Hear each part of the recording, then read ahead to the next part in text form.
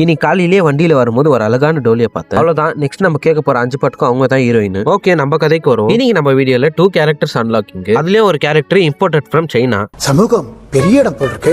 அந்த கதைக்கு அப்புறமா வருவோம். Posting until I become a sponsored athleteல நீங்க நாள் 7. இந்த கண்டென்ட் ஸ்டார்ட் பண்ணி அதுக்குள்ளே 1 வீக் ஆயிடுச்சு. இது வரைக்குமே எல்லாம் ஓகே தான். பட் எனக்கு ஜுரம் வந்துட்டோ இல்ல கோல்ட் ஆயிட்டோ என் தொண்டையில் கிச் ஆயிடுச்சுன்னா அந்த டைம்ல நம்ம வீடியோக்கு வாய்ஸ் ஓவர் கொடுத்து நம்ம வீடியோவை காப்பாத்துறதுக்காக ஒருத்தன் ஹையர் பண்ணி வச்சுக்கிறேன்.